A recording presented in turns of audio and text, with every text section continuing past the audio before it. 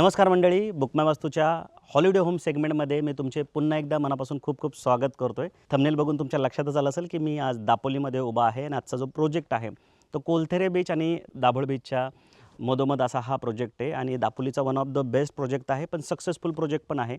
आता सक्सेसफुल मी यासाठी म्हणतोय की फेज 1 मधले सगळे बंगले इथे सोल्ड आउट झालेले आहेत आणि नुसते बंगले सोल्ड आउट नाही झालेत, तर ज्यांनी बंगलो घेतलेत त्यांना रेंट आउटसुद्धा इथे सुरू झालेलं आहे।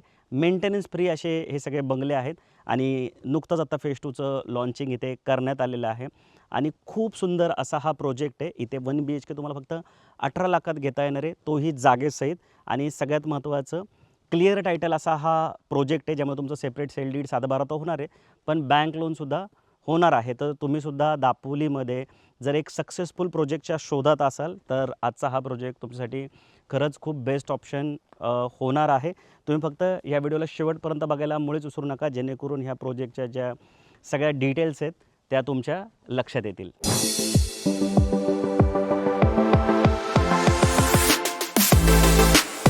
सो मंडळी, सर्वप्रथम आपण या प्रोजेक्टचं लोकेशन समजून घेऊया, कारण की वीकेंड होमच्या प्रोजेक्टमध्ये लोकेशनला खूप जास्त महत्त्व असतं। आता तुम्हाला लोकेशन सांगण्यासाठी मी कोलथेरे बीचवर आलो आहे। तर हा कोलथेरे बीच जो आहे तो प्रोजेक्टपासून 7 किलोमीटरवर आहे। दाभोळ बीच जो आहे तो 9 किलोमीटरवर आहे आणि दाभोळचं जे चंडिका मंदिर आहे ते 8.2 किलोमीटरवर आहे। प्रोजेक्टचं प्रॉपर गाव सांगायचं झालं तर मळे नावाच्या गावामध्ये हा प्रोजेक्ट आहे। दापोली ST स्टँडवरनं 17 किलोमीटरचं अंतर आहे टुवर्ड्स दाभोळच्या दिशेला आणि 15-15 मिनिटाला जे ST महामंडळाच्या बस आहेत त्यासुद्धा प्रोजेक्टपर्यंत येतात। जर तुम्ही दाभोळची ST पकडून STने येण्याचा जर पर्याय स्वीकारला आहे तर वारेबुवाचं मंदिर आहे, जागृत देवस्थान आहे, तिथे तुम्ही उतरू शकता आणि 200 मीटर आतमध्ये चालत जाऊ शकता मळे गावात। तर उजव्या साईडला प्रोजेक्ट आहे आणि अगदी प्रोजेक्टच्या समोरच उतरायचं असेल तर उंबरगरची एक ST जाते जी डायरेक्ट प्रोजेक्टच्या समोर थांबते। तर कारने यायचं असेल तर टुवर्ड्स दाभोळच्या दिशेला तुम्ही गुगल लोकेशन लावायचं आणि 17 किलोमीटरवर तुम्हाला मेन रोडलाच हा प्रोजेक्ट दिसेल। आणि त्याच्या व्यतिरिक्त भगवान परशुरामाची जी मूर्ती आहे ती लाडघरच्या दिशेला आहे। लाडघर बीच थोडासा लांब आहे, 17 किलोमीटरवर आहे प्रोजेक्टपासून। आणि जी पन्हाळकाजी लेणी आहे किंवा भगवान परशुरामाचा जो स्टॅच्यू आहे तो 12-12 किलोमीटरवर आहे। तुम्हाला माहितीच असेल की दापोली एकमेव असा तालुका आहे की ज्याच्यामध्ये टोटल 12 बीच आहेत बघण्यासारखे आणि त्याच्यातले जे 3 बीच आहेत ते दाभोळ, कोलथेरे, लाडघर हे 3 बीच दापोलीच्या पूर्वेच्या बाजूला आहेत आणि पश्चिमेला मग बरेच राहिलेले बीच आहेत, जसे मुरुड आहे, करदे, हरणे आहे, पाळंदे आहे, अंजर्ले आहे। तर बरेच बीच आहेत, अगदी केळशीपर्यंत तुम्ही जाऊ शकता। तर जर दापोलीचा तुम्ही प्लॅन करत असाल किंवा ह्या प्रोजेक्टला व्हिजिट करायचा प्लॅन करत असाल तर दापोलीमध्ये बघण्यासारख्या बऱ्याच अशा गोष्टी आहेत। आता आपण ह्या प्रोजेक्टला अजून डिटेलमध्ये समजून घेऊया, फेज 1 आणि 2चा लेआउट समजून घेऊ आणि ॲमेनिटीज पण समजून घेऊ। तत्पूर्वी तुम्ही आमच्या चॅनलवर पहिल्यांदा आला आहे किंवा रेग्युलर आमचे व्हिडिओ बघताय पण अजून आमच्या चॅनलला सबस्क्राईब नाही केले तर आमच्या चॅनलला सबस्क्राईब करायला मुळीच विसरू नका। आता इथल्या जर ॲमेनिटीज तुम्ही बघितल्या तर श्रीपद्य गणेश मंदिर आहे, हे माझ्या मागच्या साईडला आहे। त्यानंतर टायरनी बनवलेलं तुळशी वृंदावन इथं आहे। त्यानंतर ओपन सीट आऊट आणि क्लाउडेड सीट आऊट आहेत। पुस्तक लायब्ररी आहे, आता जिथे बघा मी थांबलो आहे ना ही एक लायब्ररी आहे। या साईडला पुस्तकं ठेवण्यात आलेत।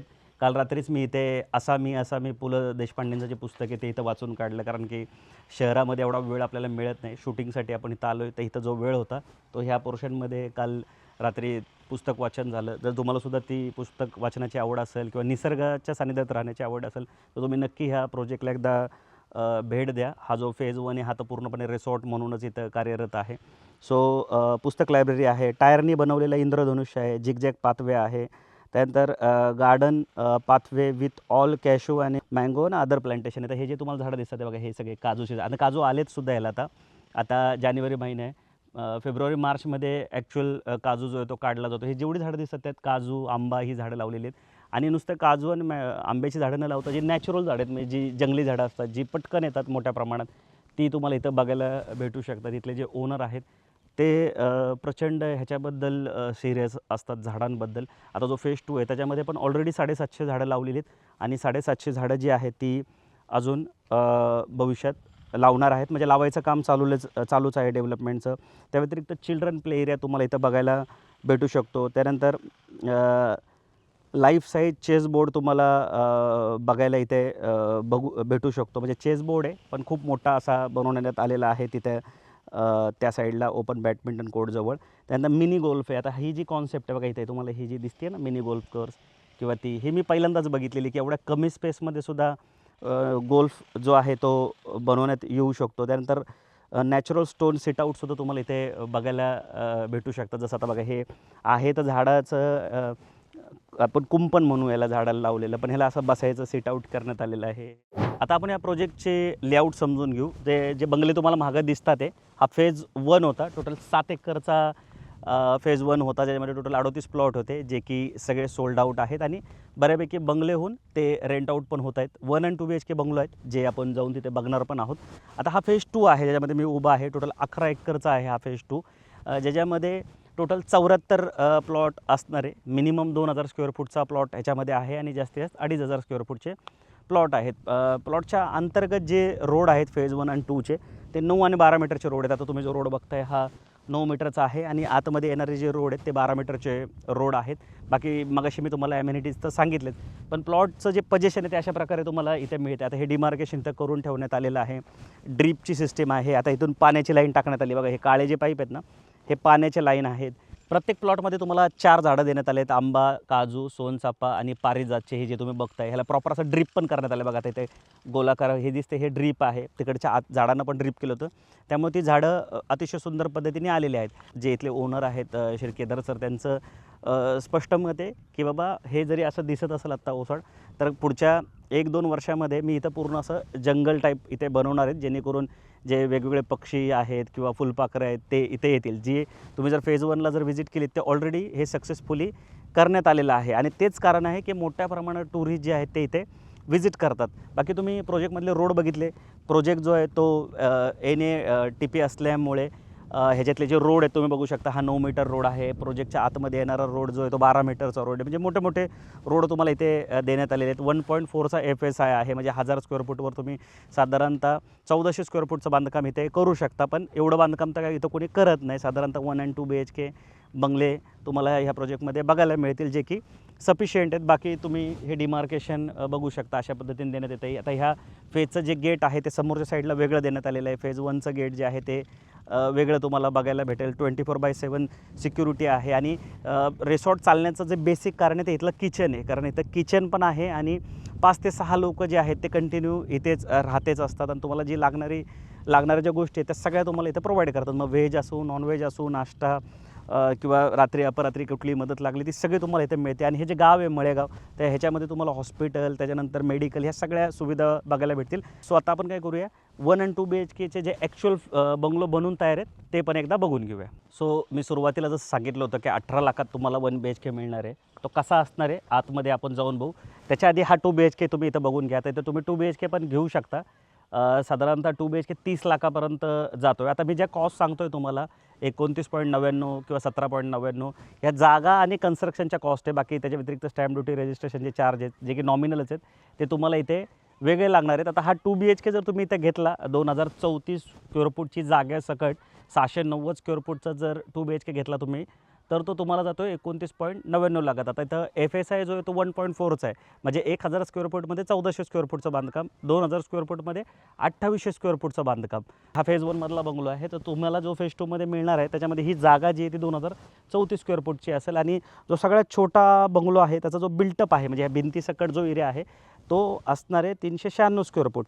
त्याच्यापेक्षा मग तुम्हाला मोठा हवा आहे, तो तुम्हाला छोटा वाटत असेल तर त्याच्या पुढचे जे ऑप्शन आहेत ते सुद्धा इथे अवेलेबल आहेत. म्हणजे 490 बिल्टअपचा पण इथे ऑप्शन अवेलेबल आहे. तो 2 लाख रुपयांनी वाढेल. त्याच्यानंतर त्याच्या पुढचा जो आहे तो पण ऑप्शन जो आहे तो इथे अवेलेबल आहे. तुम्ही ग्राउंड प्लस 1चा पण बनवू शकता. आता इथे बऱ्याचदा लोक विचारतात की रेडी पोझिशन नाही आहे का? तर कोकणामध्ये हे रेडी पोझिशन बंगलो ह्यासाठी बनवून ठेवत नाही की मग तुम्हाला तुमच्या मनासारखे जे चेंजेस आहेत ते इथे करता येत नाही. प्रत्येक प्लॉटच्या समोर तुम्हाला 9 किंवा 12 मीटरचा रोड मिळणार आहे. त्याच्यानंतर जो बंगलो आहे त्याच्या बाहेर असं पार्किंगला रॅम्प बनवण्यात आलेलं आहे गाडीवर जाण्यासाठी. पण ड्रेनेजची पण अशी व्यवस्था करण्यात आलेली आहे पावसाळी पाण्याचं, कारण की कोकणात तुम्हाला माहिती आहे पाऊस जास्त होतो. त्याच्यानंतर हे असं प्रत्येक बंगल्याच्या समोर तुम्हाला अशी एक कार पार्किंग इथे करता येणार आहे. असं गेट तुम्हाला इथे मिळणार आहे लोखंडाचं. त्याच्यानंतर इथं तुम्ही झाडं लावू शकता, कारण लिगल कन्स्ट्रक्शन असल्यामुळे साईड मार्जिन सोडावं लागतं, ज्याच्यामध्ये तुम्ही असं झाडांचं प्रोव्हिजन इथं करू शकता. ही जी झाडं आहेत ही सुद्धा अशी डेव्हलपरकडून आधी लावण्यात आली, जी की आता मोठी झालेली आहेत. आणि जसं मी मगाशी म्हणलं टाकाऊपासून टिकाऊ हे असे बघा टायराचं डिझाईन करण्यात आलं, त्यात पण झाडं लावण्यात आलेले आहेत. मॅक्सिमम फोकस हा प्लांटेशनवर करण्यात आलेला आहे. 1000 झाडांचं गाव अशी ही पूर्ण थीम आहे. त्यानंतर ह्याला आपण जे वरांडा म्हणतो, तो असा बाहेर असणारे पोर्च किंवा वरांडा आपण म्हणतो, तो इथे तुम्हाला मिळणार आहे. आता जो 18 लाखाचा बंगलो आहे त्याला हा पोर्च नसणार आहे. तुम्ही जर 20 लाखाचा बंगलो घेता तर त्याला हे असं पुढं मागं जो पोर्च आहे, मागं पण आहे, मी तो पण दाखवतो तुम्हाला, तो मिळणार आहे. त्याच्यानंतर हे असं तुम्ही डोर बघू शकता ह्या साईडला आहे. त्यानंतर हे सगळं बांधकाम जे ते चिऱ्या जांबामध्ये असणार आहे. कौलारू असे वर तुम्ही बघू शकता. हे कौलं नसतात आता, कारण कौलांचा मेंटेनन्स जास्त येतो, त्यामुळे कौलं नसतात हे. त्यानंतर हे बघू शकता तुम्ही, हा हॉल आहे इथे. हे अशा पद्धतीचा हॉल असतो, 1 BHKचा आहे. हे चिरा जांबा आहे. त्यानंतर हे बघा, हे डोर आहेत ह्याचे, हे स्विचेस आहेत.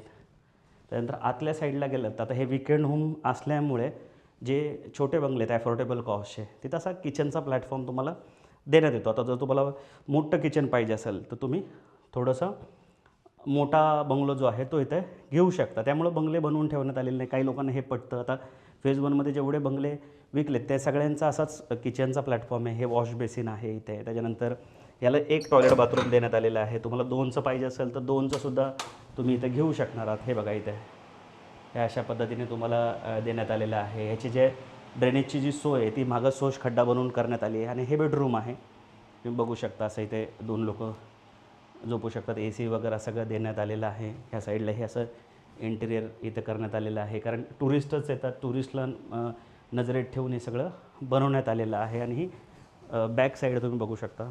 हे बघा इथे सुद्धा बसायला अशी व्यवस्था करण्यात आलेली आहे. तर हे तुम्ही बघू शकता की अशा पद्धतीने तुम्ही निवांत वेळ इथे घालवू शकता. सो मंडळी, आय होप की तुम्हाला हा प्रोजेक्ट कळाला असेल. काही नसेल कळाला, काही प्रश्न असेल तर स्क्रीनवर दिलेल्या नंबरला कॉल करा किंवा कमेंट करून पण विचारू शकता. चांगला मार्ग तर फोन करून विचारणंच आहे, की कारण की डिटेलमध्ये अजून तुमचे प्रश्न सोडवता येतात. बाकी तुम्ही कधीही या प्रोजेक्टला व्हिजिट करणार असाल तर कॉल केल्याशिवाय येऊ नका. पुण्यातून येणार असाल तर प्रोजेक्टचे जे ओनर आहेत ते कोथरूडला राहतात, त्यांना 1 to 1 पहिलं भेटा. सगळ्या प्रश्नांची उत्तरं तुम्हाला मिळाल्यानंतरच साईड व्हिजिटचा प्लॅन करा. बाकी हा आमचा प्रयत्न आवडला असेल तर ह्या व्हिडिओला लाईक करून शेअर करायला मुळीच विसरू नका. बाकी लवकरच भेटू नवीन प्रोजेक्ट नवीन लोकेशनसोबत. तोपर्यंत नेहमीसारखं स्वस्त राहा, मस्त राहा, खुश राहा. जय हिंद.